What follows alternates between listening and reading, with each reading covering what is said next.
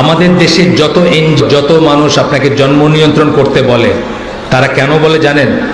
আমি এটা নিয়ে বই পড়ছি, ডেথ অফ ওয়েস্ট একটা বই পড়ছি আমি। প্যাট্রিক বুখানন, উনি ছিলেন আমেরিকান প্রেসিডেন্সিয়াল ইলেকশনের রিপাবলিকান নমিনি ছিলেন। উনি লিখছেন যে আমরা সাদারা পশ্চিমা আমেরিকানরা, আমরা ওদের বলতে আমাদের বোঝাইছেন, ওদের জনসংখ্যার কাছেই নিশ্চিহ্ন হয়ে যাব। সুতরাং আপনার দেশের বা অন্য দেশের যত জন্ম নিয়ন্ত্রণ, এই দুটি সন্তান, এগুলার পেছনের চালিকা শক্তি হচ্ছে তারা, যারা চায় আপনাকে নিয়ন্ত্রণে রাখতে, আপনার জনসংখ্যাটা ছোট রাখতে, আপনাকে পদানত রাখতে। শুধু তাই না, আপনাকে পদানত রাখতে চায়। এইসব কিভাবে কাজ করে, একটা উদাহরণ দিচ্ছি আমরা। এইগুলো কিভাবে হয় আপনার, মানে কি ক্ষতিটা কোথায় হয়, কিভাবে হয় দেখেন। সেকেন্ড ওয়ার্ল্ড ওয়ারের পরে, দ্বিতীয় বিশ্বযুদ্ধের পরে ইংল্যান্ড সহ অনেক দেশে ছেলেদের সংখ্যা খুব কমে গেছিল, মেয়েদের সংখ্যা অনেক বেশি ছিল। ইসলামের সলিউশন কি এটাতে? আল্লাহর দেওয়া সলিউশন কি? যখন মেয়েরা হাজবেন্ড পাবে না, তখন যাদের সামর্থ্য আছে তারা একজনের চেয়ে বেশি স্ত্রী গ্রহণ করবেন, যেন প্রত্যেকটা অবিবাহিতা মেয়ের স্বামী থাকে। এইটাই কারণ। আরেকটা উপায় কি? ব্যভিচার করবেন। মানে আল্লাহর দেওয়া দিক নির্দেশনা ছিল এটা, আর কাফেরদের বা অবিশ্বাসীদের বা পশ্চিমাদের ছিল যে ব্যভিচার করলেই তো হয়। মানে বিয়ে করার কি দরকার, যার নেটগুলো ব্যভিচারের মাধ্যমে মিটাইলে হয়। ফলশ্রুতিতে কি হয়েছে, একটা সময় পরে পুরুষ মানুষ ভাবতে শুরু করছে যে কি দরকার বিয়ে করার, বাচ্চা পড়ানোর, স্কুলে নেওয়ার, খাওয়ানোর, সংসার করার কোনো দরকার নাই, সবই তো এমনি হচ্ছে, সুতরাং বিয়েরই দরকার নেই। সেখান থেকে এখন কি হয়েছে জানেন, আগামী 50 বছরের ভিতরে ইউরোপের জাতিগুলা নিশ্চিহ্ন হয়ে যাবে অথবা মাইনরিটি হয়ে যাবে, ওইগুলা থাকবে না, মাইনরিটি হয়ে যাবে। এইভাবে আমি একটা উদাহরণ দিলাম যে আমরা যে আমাদের ছেলে মেয়ে বেশি হয়ে যাচ্ছে, খাওয়াইতে পারবো না, এগুলো নিয়ে অনেক চিন্তা করি, সেটার ফলাফল মানে ভয়াবহতা সম্বন্ধে বললাম। আচ্ছা, এইভাবে শয়তান অনুসারে মানুষ শয়তান যারা, তারা পৃথিবীকে নিয়ন্ত্রণ করতে চায়, এবং এই নিয়ন্ত্রণ করতে গিয়ে তারা কি করছে, টাইম টু টাইম নানা রকমের ইজমের জন্ম দিচ্ছে। ইজম বলি না আমরা, কমিউনিজম, সোশ্যালিজম বলি না আমরা, কতগুলা তন্ত্র বলি, কমিউনিজম সমাজতন্ত্র, হ্যাঁ, সাম্যবাদ, communism, socialism, secular humanism, feminism মানে নারীবাদ, লেসবিয়ানিজম মানে মেয়েদের সমকামিতা, এই ধরনের নানা রকমের ইজমের জন্ম দিছে তারা। সবকিছু দিয়ে আপনাকে কি করতে চাচ্ছে, আপনাকে নিয়ন্ত্রণ করতে চাচ্ছে। কারণ আপনি যদি সমকামী হন, আপনি যদি বিয়ে না করেন, আপনার তো এমনি আপনার বংশ নির্বংশ হয়ে যাবে, আপনি এমনি শেষ। এখানে 3টা গ্রুপের কথা বলবো।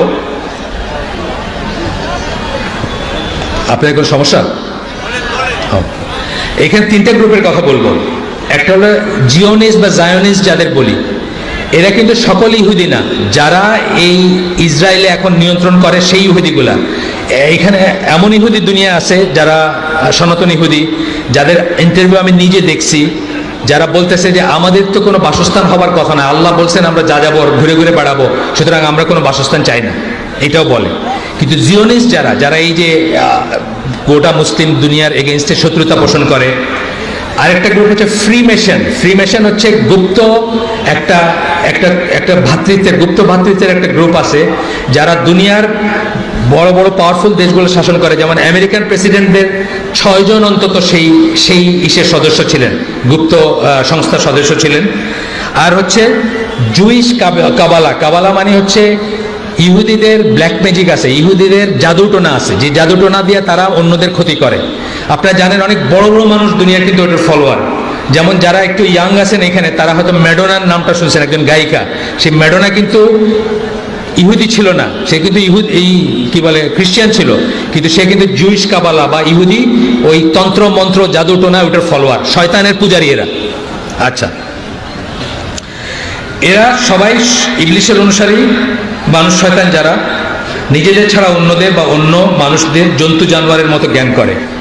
এরা মনে করে তারা সুপিরিয়র, তারা পৃথিবী থেকে রুল করবে, তাদের ছাড়া বাকি সবাই জন্তু জানোয়ার, কে বাঁচলো কে মরলো তাতে কিছু আসে যায় না। তাদের সামান্য স্বার্থের জন্য তারা আফ্রিকার দেশে শত শত মানুষ মেরে ফেলে, লক্ষ লক্ষ মানুষ মেরে ফেলে, অথবা যখন যে গভর্নমেন্টকে দরকার সেটাকে চেঞ্জ করে ফেলে। যখন যে গভর্নমেন্ট, এই গভর্নমেন্ট তার কথা শুনতেছে না, একে চেঞ্জ করে ফেলে। শুধু আমাদের বইলে না, ইউরোপিয়ান গভর্নমেন্টগুলোতে পর্যন্ত তাদের এরকম আছে, প্রভাব আছে।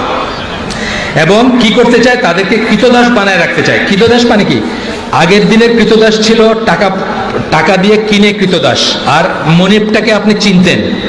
এখনকার কৃতদাস কোথায়, মনিবকে আপনি দেখেন না, আপনাকে টাকাও দেয়, আপনাকে বেতন দেয়, কিন্তু আপনি তার কৃতদাস। আপনি শুধু কর্পোরেট দুনিয়া সম্বন্ধে যাদের জ্ঞান আছে তাদেরকে জিজ্ঞেস করে দেখেন, এই যে 10টা 5টা অফিস করতেছে, আপনাকে একটা জায়গায় বাইন্ধে ফেলে আপনি আর দুনিয়ার কোনো কিছুর দিকে তাকানোর উপায় নাই। আপনাকে একটা গাড়ি দিছে, আপনাকে বাড়ি দিছে, আপনাকে এসি দিছে, আপনি এইগুলো হারানোর ভয়ে তার কৃতদাস হয়ে বাকি জীবনটা কাটায় দেবেন। এটা হচ্ছে তাদের সিস্টেম।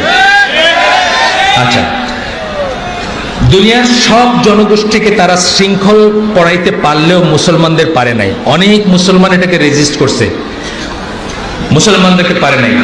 2005 সালে প্রকাশিত একটা লেখার 2টা লাইন পড়বো আমি।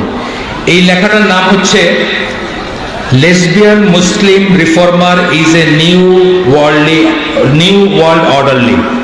একজন মুসলিমা, নামকে বসতে মুসলিমা, নাম হচ্ছে ইরশাদ মানজি। উনি উগান্ডায় ছিলেন, ইন্ডিয়ান অরিজিনের, এখন আমেরিকায় আছেন, উনি কানাডায় আছেন। উনি বই লিখছেন ট্রাবল উইথ ইসলাম, মানে ইসলামের সমস্যা, বইয়ের নাম। উনি কিন্তু মহিলা সমকামী, উনাকে নিয়ে এই ভদ্রলোক লিখছেন, ওনার বিরুদ্ধে লিখছেন। ইনি কিন্তু খ্রিস্টান, যিনি লিখছেন উনি খ্রিস্টান। ওনার একটা সংস্থা আছে সেভ দ্য মেলস, মানে হচ্ছে পুরুষ বাঁচাও আন্দোলন। উনি ওই বইতে লিখছেন, ইরশাদ Munsey 35 symbolizes the globalist push to extinguish true religion and enslave humanity. Ershad Munsey 35 বছর বয়স ছিল তখন। উনি হচ্ছেন সারা দুনিয়ায় যে আন্দোলনটা চলতেছে, বা যে ধাক্কাটা চলতেছে, যে নিষ্পেষণ চলতেছে, কিসের, টু এক্সটিংগুইশ ট্রু রিলিজিয়ান, সত্যিকার ধর্মকে নিশ্চিহ্ন করার জন্য। উনি কিন্তু খ্রিস্টান, কিন্তু উনি লিখতেছেন এটা। এবং মানুষকে এনস্লেভ হিউম্যানিটি, মানুষকে কৃতদাস বানানোর জন্য যেটা চলতেছে, সেইখানে এরশাদ মানজি ওদের হয়ে কাজ করতেছে, ইহুদিদের হয়ে, ফ্রিমেশনদের হয়ে, জার্নিস্টদের হয়ে, বা নিউ ওয়ার্ল্ড অর্ডার যারা করে। নিউ ওয়ার্ল্ড অর্ডার মানে কি, এক জায়গার থেকে সারা দুনিয়াকে নিয়ন্ত্রণ করবে, সবাই একটা অর্ডারের আন্ডারে থাকবে। আচ্ছা, ওনার আরেকটা লাইন পড়বো, আপনাদের ইংলিশ বলে মাফ করে দেন, কারণ লেখাটা ইংলিশে, বাংলায় বলে দিচ্ছি আমি। উনি কি লিখছেন, দ্য অকাল্ট কাবাল মানে হচ্ছে এখানে গোপনে যারা ষড়যন্ত্র করে, সেই সোসাইটি, সেই সংস্থার কথা বলতেছেন। Uses some Jews and homosexuals, কিছু ইহুদিদেরকে এবং সমকামীদেরকে ব্যবহার করে, to dynamite 4 pillars of our personal and collective identity, 4টা স্তম্ভকে ধ্বংস করার জন্য করে।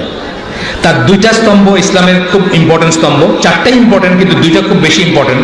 সেই 2টা হচ্ছে, উনি বলতেছেন, দিন এবং পরিবার।